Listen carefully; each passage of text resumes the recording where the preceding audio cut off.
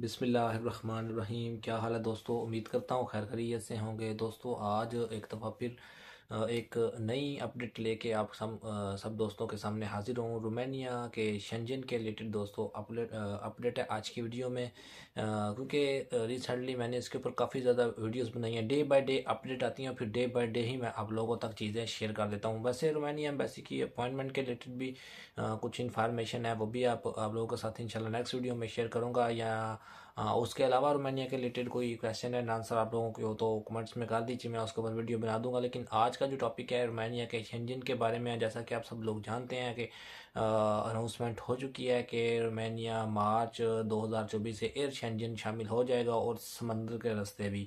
हाँ, बॉर्डर के ऊपर क्या सूरत हाल है, बॉर्डर कंट्रोल जो होगा इनका, मतलब लैंड शेंजन ये बाय रोड शेंजन कब होगा, उस चीज़ के रिलेटेड कुछ अपडेट है, कुछ न्यूज़ मेरे पास है सामने। मैं कोशिश करूंगा कि आप लोगों के साथ डिटेल्स शेयर करूं और इनके स्क्रीनशॉट भी शेयर कर दूं।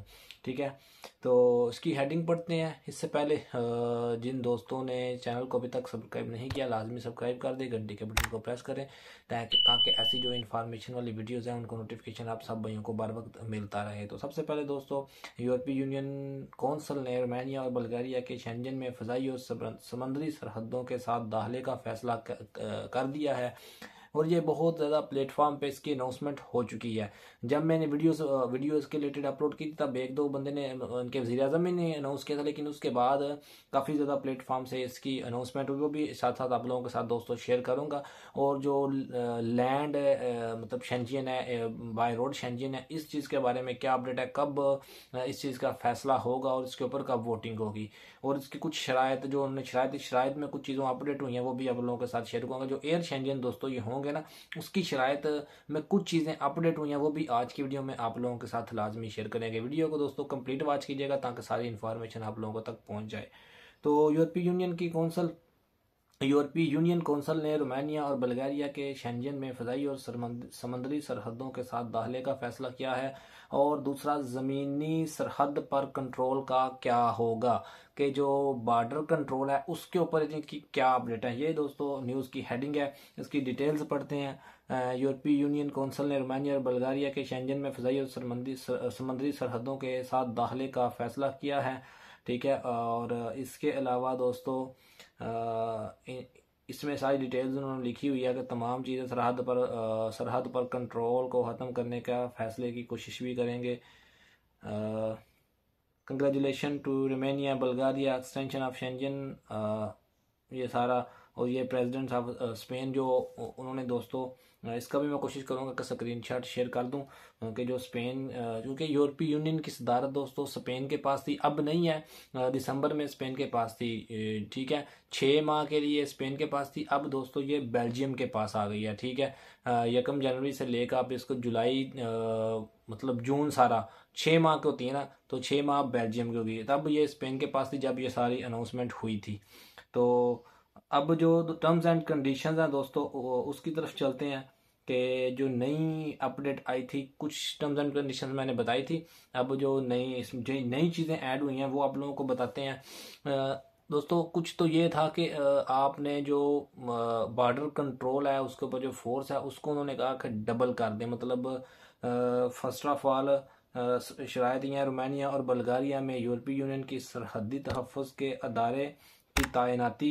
ठीक है, और उसके अलावा इन ममालिक की बैरूनी सरहदों को महफूज बनाने के लिए यूरोपीय कमीशन की तरफ से फंड्स को मुख्तसस करना और ज़मीनी सरहदी कंट्रोल को मजबूत बनाना, ऑस्ट्रेलिया से पनाह गज़ीनों को कबूल करना, ख़ास तौर पर अफ़गानिस्तान और शाम से। ठीक है, ये दोस्तों उस टाइम अनाउंसमेंट उन्होंने की थी सारी, और उसके बाद जब चीज़ें इन्होंने अपडेट की तो तब कौन कौन सी शराइत उन्होंने मज़ीद इजाफा किया है, ये दूसरी न्यूज़ में है। इसकी हेडिंग ये है कि एयर शेंजन में शामिल होने का फ़ैसला जो पार्लियामेंट में इन्हें मंजूर किया, उसकी शराइत कौन कौन सी हैं। तो इसकी डिटेल्स पढ़ने की बजाय हम इसकी शराइत पढ़ेंगे कि हवाई अड्डों और बंदरगाहों से कंट्रोल हटाने का अमल 31 मार्च को होगा।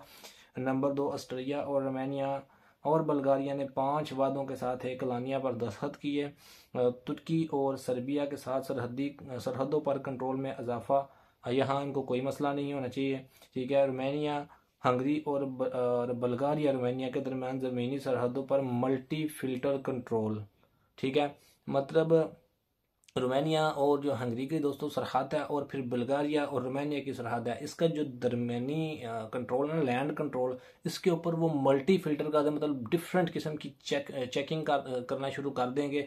वो इसमें ये क्या कहा गया कि ये रोमानिया के लिए अच्छी नहीं है, बल्गारिया के लिए भी अच्छी नहीं, क्योंकि पहले ही इनको बड़ी प्रॉब्लम्स हैं, क्योंकि इनका जो बेसिक मकसद था वो लैंड के जरिए शेंजन में शामिल होने का था, क्योंकि इनकी गाड़ियां, इनके कंटेनर्स वगैरह चेकिंग के दौरान कितने कितने घंटे खड़े रहते थे, जिस वजह से इनको काफ़ी ज़्यादा नुकसान होते थे। तो यही इनका मकसद था। जो इसमें खबर में ये भी कहा गया कि ये इनके लिए अच्छी चीज़ नहीं है, क्योंकि क्योंकि कार्गो शार्ट्स के कंट्रोल को हटाने की बजाय हम इनको बढ़ा रहे हैं, क्योंकि जो कार्गो आते हैं, जो सामान की आमदरफ्त होती है, तो उस चीज़ को कम करने के लिए इनको शेंजन में शामिल होना था, ताकि चेकिंग ना हो और जल्दी इनका सामान पहुंच जाए, जल्दी आ जाए। तो अब इसके ऊपर जो एयर शेंजन में शामिल होना है, इसके रिलेटेड उन्होंने ये कहा है कि इसमें आपने कंट्रोल मल्टी फिल्टर्स कर देना है, ज़्यादा आपने इसको कंट्रोल करना है, ज़्यादा चेकिंग होगी। तो ये कह रहे हैं कि ये शराइत हमारे लिए अच्छी नहीं है। ठीक है, अब दोस्तों जो तीसरी शराइत है, रोमानिया या बल्गारिया से दाखिल होने वाले पनाह के मतलाशियों का तेजी से इस्तकबाल। कहते हैं ये तो कोई हमारे लिए मसला नहीं, ऑलरेडी हम इसके ऊपर अमल पैरा हो रहे हैं और ये हमारे पास पहले से जिम्मेदारी है डबलिन रेगुलेशन के जरिए है। चौथा जो है वो हवाई अड्डों पर ऑस्ट्रिया और यूरोपीय कंट्रोल अफसरान, बल्कि ऑस्ट्रिया के हवाई अड्डों पर गैर एलानिया कंट्रोल भी। ठीक है, मतलब दोस्तों एक तो रोमानिया की चेकिंग होगी, उसके बाद यूरोपीय यूनियन का जो सिस्टम होता है उसमें भी, उसके अलावा ऑस्ट्रिया खुद से भी चेकिंग करेगा कि जो एयर शेंजन में शामिल होते हैं उसकी चेकिंग ऑस्ट्रिया में भी होगी। मतलब पासपोर्ट तो नहीं, लेकिन वो अपना एक कंट्रोल रखेंगे, सारा सिस्टम रखेंगे, वो सारी चेकिंग करेंगे। ठीक है, ओके, कंट्रोल भी होगा। सूली तौर पर कोई मसला नहीं है इस चीज़ से। सरप्राइज चेक पहले ही मुमकिन है, ये ज़रूरी है कि इसका कहीं गलत इस्तेमाल ना किया जाए। ठीक है, और ये मामूल भी बन जाएगा। और उसके अलावा दोस्तों मेन शेंजन के काम काज पर तबादला ख्याल करने का अज़म ये पहले ही एजेंडे पर था। मतलब जो लैंड दोस्तों शेंजन है, ठीक है, इसके ऊपर भी बातचीत के बारे में ये पांचवा नासर उन्होंने कहा हुआ है कि 5 नासर पर पेशरफ्त के लिहाज से ज़मीनी सरहदों के साथ इल्हाक की तारीख 2024 में इसके ऊपर बातचीत करना। मतलब दोस्तों एक इंफॉर्मेशन के मुताबिक मार्च में 2024 में जब ये एयर शेंजन शामिल होगा, तब इनका इजलास भी होंगे, उसमें इस चीज़ के ऊपर बात की जाएगी कि ये कब जो है वो लैंड शेंजन होगा, ये जो बाय रोड शेंजन कब शामिल होगा। तो मार्च में इस चीज़ के ऊपर फैसला करेंगे। पहले तो वो कह रहे थे इसके ऊपर हम अभी बात नहीं करेंगे, लेकिन अब जो न्यूज़ मिली है उसके मुताबिक यही है कि मार्च में इसके ऊपर बात होगी। और होप सो इसी न्यूज़ में मैं पढ़ रहा था आगे जाके कि ख़ज़ां में, मतलब कह लें आप अगस्त सितंबर में जाके मतवक्को है कि ये जो है वो बाय रोड शेंजन में शामिल हो जाए। भी कंफर्म न्यूज़ नहीं है इस चीज़ के बारे में, मतवक्को है, क्योंकि एक न्यूज़ में ये कह रहे थे कि हमारी कोशिश है कि हम ख़ज़ां में, मौसम ख़ज़ां में, 2024 के मौसम ख़ज़ां में जाके जो कि अगस्त सितंबर के महीनों में आता है, हम इस चीज़ में शामिल हो जाएं, ताकि हम जो हमारा टारगेट है इसको अचीव कर लें। इस चीज़ के ऊपर काफ़ी ज़्यादा जो रोमानियन है इनके सियासतदानों ने तनकीद भी किया कि ये जो कंडीशंस हैं, टर्म एंड कंडीशंस हैं, ये आप क्यों मंजूर कर रहे हैं। हमारा तो क्योंकि शेंजन में शामिल होने का ये क्राइटेरिया नहीं है, जो क्राइटेरिया वो हमने पूरा किया हुआ है, आप इस चीज़ के ऊपर क्यों अमल पैरा हो रहे हैं। तो उनके वज़ीर आज़म ने इस चीज़ का जवाब दिया कि आप लोग तनकीद करते हैं तो 13 सालों में हमें ये कुछ स्टेप फॉरवर्ड मिले हैं, कुछ कामयाबी मिली है, तो हम इसको छोड़ना नहीं चाहते। हम टर्म्स एंड कंडीशंस पे एग्री करते हैं और हम इस चीज़ को एक्सेप्ट करते हैं। और मार्च में फिर इस चीज़ के ऊपर प्रॉपर इन्होंने दिसंबर में ही दोस्तों इन्होंने प्रॉपर दस्तखत की है और तमाम जो माहदे इनके तय पाए ऑस्ट्रिया के साथ, बल्गारिया के साथ, टर्म्स एंड कंडीशन के ऊपर दोस्तों उन्होंने दस्तखत किए, जिसके बाद सब ने प्रॉपर ऐलान किया कि रोमानिया को, बुल्गारिया को मुबारक हो कि वो 2024 में एयर शेंजन में शामिल हो जाएंगे। जिसमें अरुसा वान डियर लेन जो कि यूरोपीय यूनियन की दोस्तों मेंबर हैं, उन्होंने भी इसके ऊपर इनको मुबारकबाद दी। उसके अलावा जो प्रेसिडेंट है यूरोपीय यूनियन की, यूरोपियन पार्लियामेंट की, यूरोपियन पार्लियामेंट की दोस्तों जो प्रेसिडेंट हैं रोबर्टा मेट्सोला, इस तरह नाम लिखा हुआ है। ठीक है, तो उन्होंने भी कंग्रेचुलेशन दी। उन्होंने कहा कि congratulation to the people of Romania and Bulgaria for joining the Schengen area with the lifting of and air border controls. It was long time to coming, it make our union stronger and our people safer.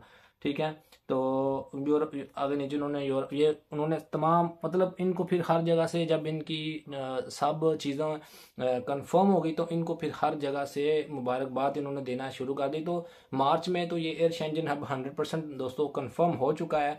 अब जो इनका इजलास होगा उसमें land Shenzhen के बारे में ये दोस्तों डिस्कस करेंगे। तो यही आज की अपडेट है। सुबह इनकी क्या अपडेट आती है, परसों क्या अपडेट आती है, उस चीज़ के बारे में कुछ कहा नहीं जा सकता।